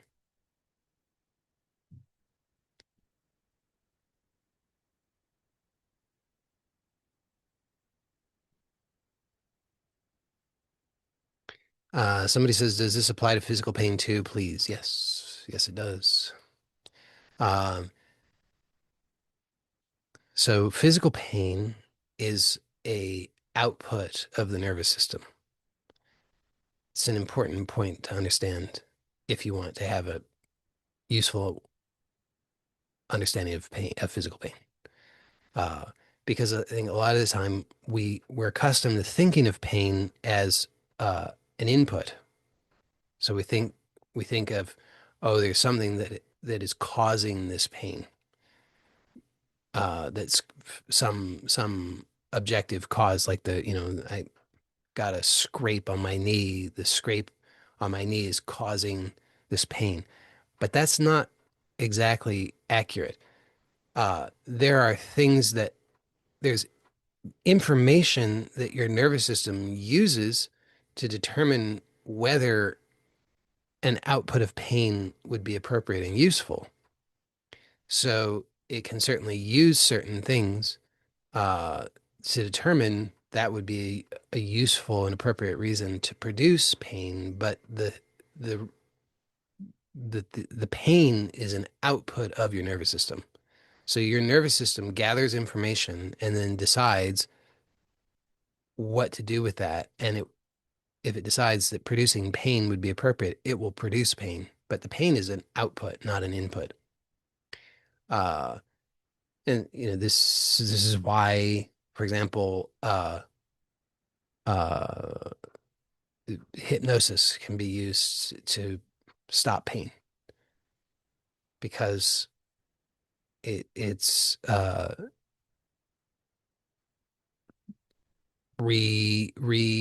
it's suggesting to the nervous system uh, to understand the inputs differently, and therefore uh, to no longer need to produce the output of pain. So uh, that's the first thing is just to understand that's what physical pain is an output. So uh, then what things might your nervous system use as evidence for or reasons for producing the output of pain? Well, the answer to that is anything. So this is why, for example, for many years, People would, with chronic pain, would go to the doctor and tell the doctor they have this pain, and then the doctor would say, "Well, let's try to find the cause of your pain," because they're still operating from this model of there's some cause of the pain, which is not totally invalid, but it's it's a slight misunderstanding. But nonetheless, they say, okay, let's try to find the cause. And they're thinking the cause is something uh physical that they can find. So they're looking, and if they can't find anything obvious on the outside, then they would do medical imaging. And so they do, take x-rays or whatever, and they say they'll look at the x-ray or the medical image, and then they'll say, oh, look, here's something that we think uh, is probably the cause of the pain. They look at the person's spine and they see a bulging disc or herniated disc or something and say, look, there it is. That's the reason why you're experiencing the pain. Everybody more or less goes along with that. They say, oh, that makes sense. Well, years later, somebody had a thought, which was, well, you know, it's a very seductive idea, but we've never really actually tested whether that's a valid idea. And they thought up, well, why don't we take medical images of people who don't have pain and find out what their medical images look like? So they took a group of people who have no complaints of pain and they took medical images of them. And lo and behold, they found, holy cow, these people have all the same kinds of things on their medical images that the people who have pain have. They've got the herniated discs and the bulging discs and this, that, and the other. Well, that throws a wrench in the works. I guess we got to go back to the drawing board. It can't actually be that these things cause the pain if you have people who don't have pain who have these things. Because if the thing caused the pain, if the bulging disc caused pain, then anybody who has a bulging disc would have pain. But it turns out that like pretty much everybody's got something that, but it doesn't cause them pain. So, uh, so that's not necessarily what's causing pain. However, it can. Now, I don't know that anybody knows for sure exactly how this works, but the what makes sense to me is that uh, if the nervous system feels, let's say, unsafe, perceives that there's a lack of safety, uh, then look for it will look for let's say like weaknesses to in which uh to justify producing pain. So it's like a combination. If there's a bulging disc, but the person's nervous system feels safe, it's not going to produce pain.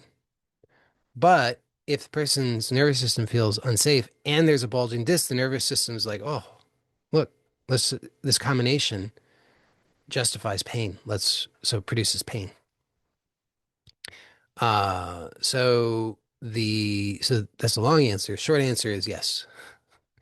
And you can test it out.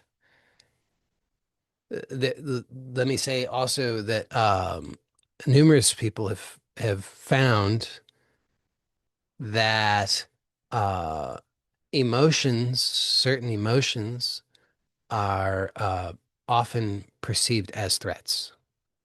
So typically, anger is one that we're programmed to perceive as a threat because we're taught anger is bad.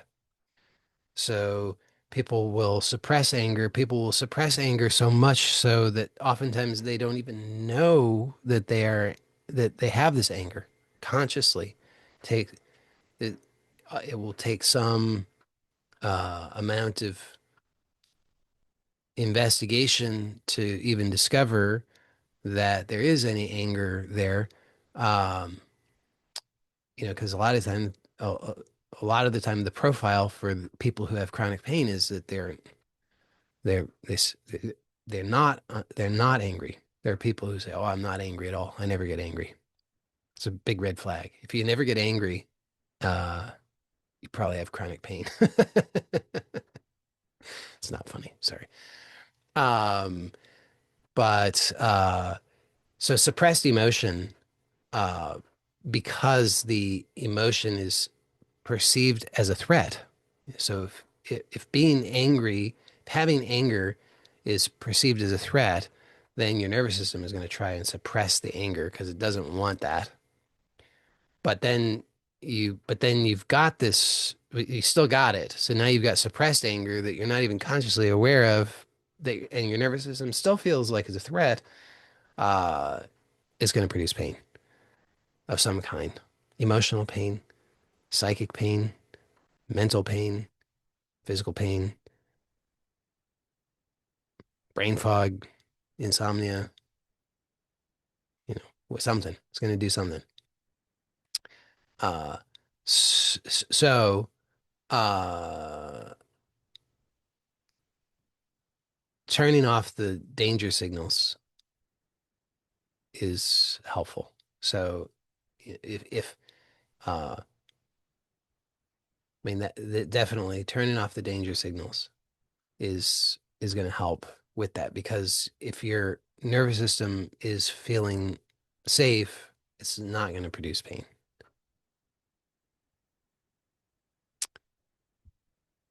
Uh, okay, now somebody's asking the same thing. Could you outline the correct way to treat TMS and unconscious conflicts within oneself? Like, should I dig or just chill about the symptoms, or do both, or just let arise whatever arises? I'm kind of confused and haven't found the true way yet. So, just to clarify for those who don't know, TMS is the term that John Sarno used for this phenomenon that I was just talking about. So, um, I don't think that there is a correct way, like a universally correct way. I think that there is the way that works for you. And uh, Sarno found that, his, so he was dealing with chr chronic pain patients who had gone to all of the, they'd gone to all the specialists and done all the things and got no relief. And that population has a with by with conventional treatment, they have a 2% long-term success rate of relieving pain. With Sarno's approach, they had 80% long-term uh, success rate. So hard to argue with success. I mean, granted, it's not 100% success, but uh, very dramatic.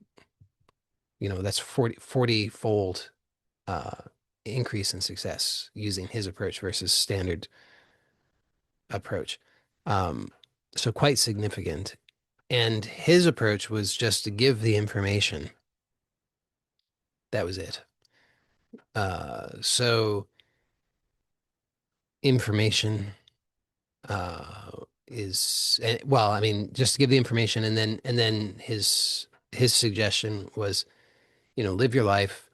Just tell yourself that this is just TMS. It's you just have unconscious rage, and then live your life, more or less.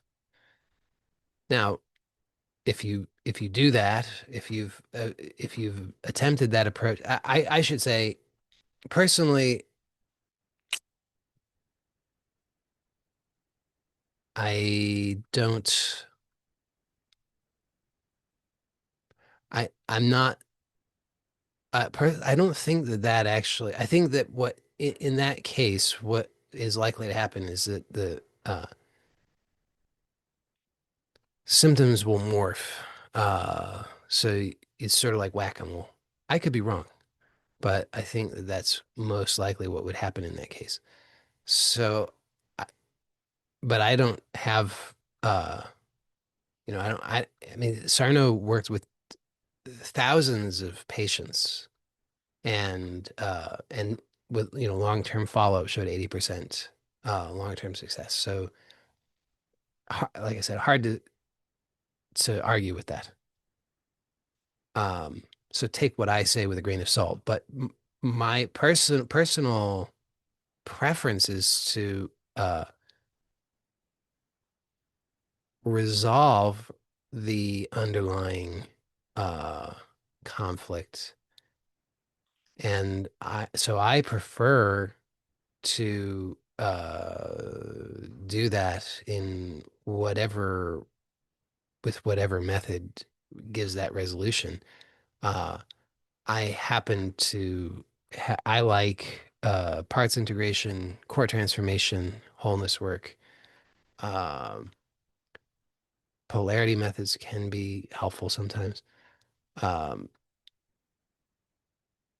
I think all of those can be really useful and effective. So I would recommend using those tools if you find them helpful. If you don't find them helpful, then I obviously wouldn't recommend using them, but I think most people find them helpful. So I would recommend using those tools, uh, and importantly, though, doing it lightly, like I was talking about earlier. So uh, don't assume that you've always got to do more. I would rather recommend that you assume that it's all being taken care of. So you set into motion something with your intention, you follow through on that using some process, and then turn it over and trust that that's being taken care of according to your intention, and then give it some time and see. And if you experience any uh, of what you would consider to be symptoms, then at least for a little while, I the approach that I would recommend would be to uh, turn them over. So just trust, if you notice something, just frame that as this is just being processed, released, worked through. I'm safe. I turn this over to this intelligence within me, and don't stress about it or make a big deal of it. Um, and then if after some days, let's say, that seems like there's another layer, because sometimes there's other layers, then you could process that other layer, but then repeat the same approach, which is to turn it over and trust that it's being resolved in the best possible way. And anything that comes up, just view that as part of that process. So it's not an indication of lack or anything bad or anything wrong or anything like that, but rather it's actually a positive indication of resolution. So as things come up, just frame it as this is evidence of things being resolved in the best possible way. I turn this over to this intelligence within me. And and then again, if several days later you're still noticing things, I would recommend viewing that as another layer. So I really think that that's a useful way to do it, because otherwise you're going to be thinking, oh, it didn't work. I failed. But it's usually not the case, actually. It's usually what I found for myself and in working with other people is it's usually another layer, because it's different. It's not the same. So that's also a useful thing to look at is what's different. Because if you the tendency is to think, oh, this is the same. But if you look at it as what's different, then you'll notice what's different. And that will often reveal to you that it is different. And therefore, it's a different layer. Uh, so hopefully that's clear. But again, I'm not saying that that is the true way, as you've phrased it, because I don't think there is a true way. I think there's what works for you.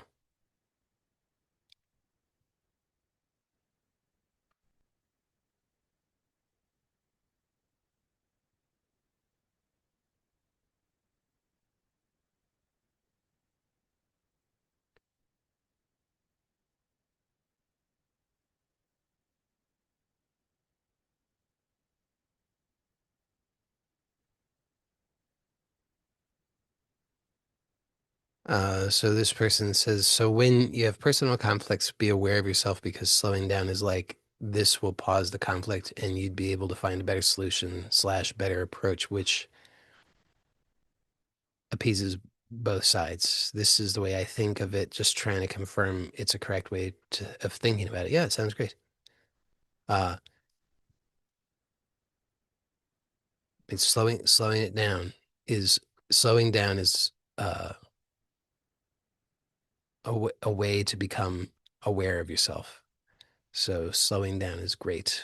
And when you're aware of yourself, you slow down. When you slow down, you're aware of yourself. So slowing down is good.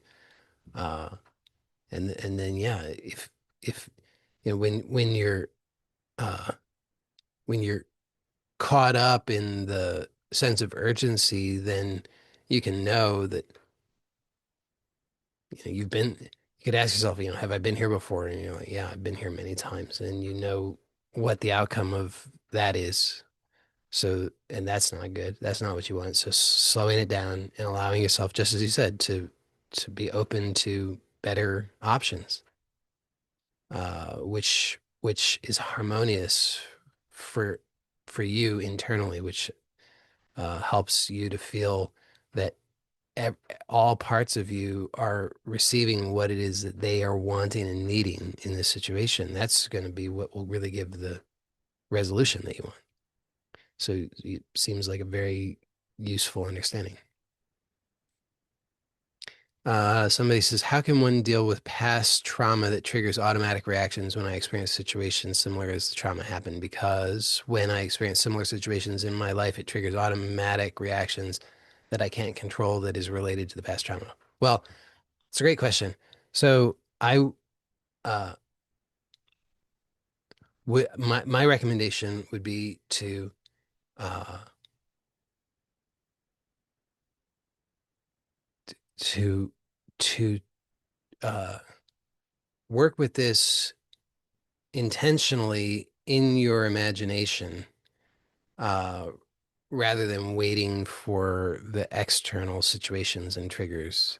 Because if you're waiting for the thing to happen externally, then number one, you're going to get fewer opportunities to work with this. And number two, it's going to be much harder. You're going to be already feeling like you're kind of back on your heels, backed into a corner, versus when you choose to explore this in your imagination, that does several things. One, you choosing it puts you in a position of empowerment versus feeling like you've been backed into a corner. Uh, you're not waiting for it to happen, which puts you into a stressed state, but rather you're choosing it on your own terms, which is empowering. You know when it's going to happen because you're choosing it to imagine this. And another thing is that then it allows you to explore this many times over. So you can, if you think about it in the space of just a few seconds, you could do many iterations of this, going through the experience in your imagination versus on if you're waiting for external circumstances to present themselves, then even if every more or less everything triggers you, it's like you're still probably going to be waiting for a few minutes or something uh, before something's going to present. The circumstances will present themselves, and then you gotta have to go through the aftermath of that, and it's all a bit difficult. Versus if you're doing it in your imagination, It's much more controllable, empowering, and you can do many iterations much faster, which gives you the ability to learn and change what it is that you want to change. So that's one thing. The next thing is that slow it way down in your imagination. Because what happens is that the automatic response or reaction is fast. It has to be. Because if it's slow enough, it won't be automatic. It will have to be conscious if you slow it down enough. So slow it way down and notice, just observing what is the process that you habitually use internally in order to produce that reaction within yourself. So when it happens really fast, then it doesn't seem like there's a process at all. It just you're going from zero to zero to 100, 0 to 100 in like that. But if you slow it way down, you'll actually become aware that there's a whole process that you can step through. So uh and you're already somewhat aware of that because you say when it's similar to a situation similar to the trauma. So you're already aware a little bit that you're internally you're remembering something that happened and you're connecting that or associating that to what is happening.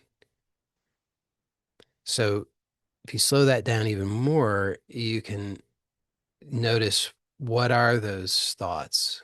What are the mental images? And then you could start to experiment with other options. What is it that you're telling yourself? You could experiment with other possibilities. Uh, so a couple of things that come from this. One is that if you slow it down enough and then experiment with other options, then you'll find things that give you better results. And as soon as you find those things, your nervous system will uh, gladly accept those. So it will let go of the old way and it will start to ad adopt the new way that gives better results. That's one thing. Another thing is that you will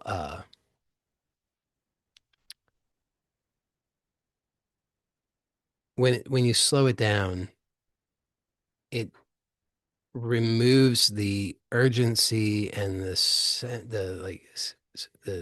charge that is attached to these thoughts and images. So you'll start to release those associations of the emotional charge with the thoughts and images. So it won't even trigger you into that state. But you really have to slow it down and repeat it. You have to do this a number of times, but it's kind of important that you do it in a way that is not that doesn't add to your stress. And if you're not sure how to do that, then it I, I would recommend finding somebody you can work with who can uh, help you with that because you don't want to get yourself more stressed in the process. That's an approach that some people take. They're trying to desensitize themselves, um, but they end up just stressing themselves out more. So it's not necessary to do that. You can uh, do this in a way that's not that's not going to contribute to additional stress.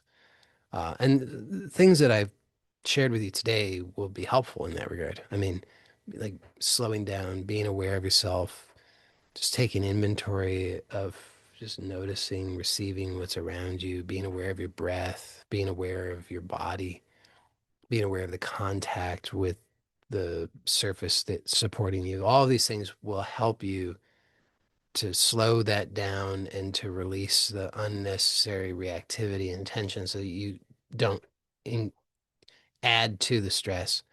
But again, if you're not sure how to do that in a good way for yourself, then I recommend you find somebody who you can work with who can support you through that process in a good way. Uh, because when you do it in the right way, you can release these things pretty rapidly, within sometimes within minutes, sometimes within hours, it depends. But if you're stressing yourself out, then that's probably not going to work so well. So just make sure that you understand that piece of it if you want to have the best outcome. The same person says, I also would like to add that I often worry about that situation happening again, so that makes it more likely to happen again. It it does. That's true. It it does make it more likely, but when you tell yourself, but but but you're probably estimating the impact or the likelihood that uh, um, how much that increases the likelihood. It's negligible because uh, so I mean because the thing is it's already happening in your imagination. When you worry, you're imagining it. So it's already happening. Um, so you don't, it's not necessarily going to happen externally. It might, but it's not necessarily going to happen externally because you're already manifesting it internally in your imagination. So uh, it's not necessary that it manifests externally. So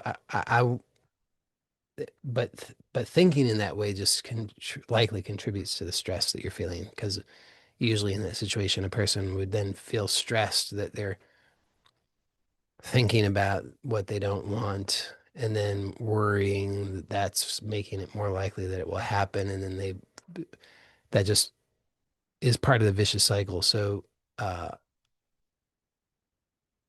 my recommendation is just know that the worst is over.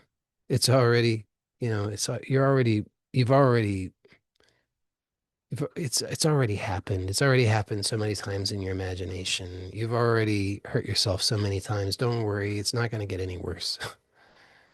Uh, and so working with training your nervous system that to it's okay to shift and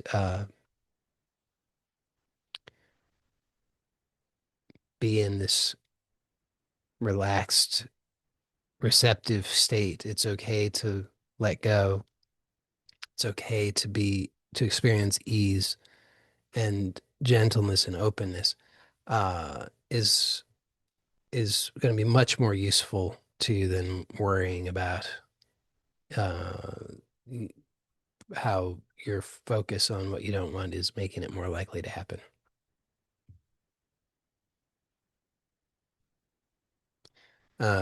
Somebody says one of the ways I started to heal from PTSD was when I allowed myself to journal freely, expressing my anger. Yeah, great. Thank you for sharing that. I think that's an important point is that just the acknowledgement. Like it's okay to have these feelings.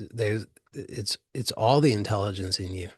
The intelligence in you is the intelligence that is the anger. It's not bad.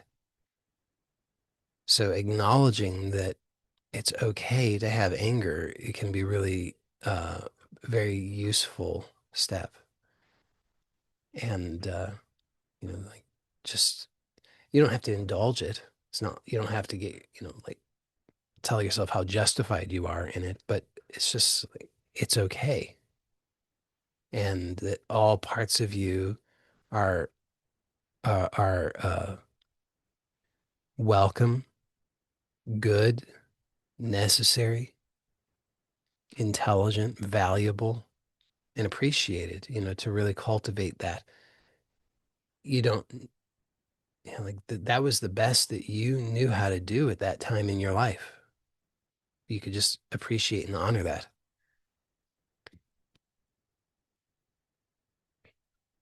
All right. Looks like that's all for today. Thanks to all of you. Blessings to you all. Take care. Bye for now.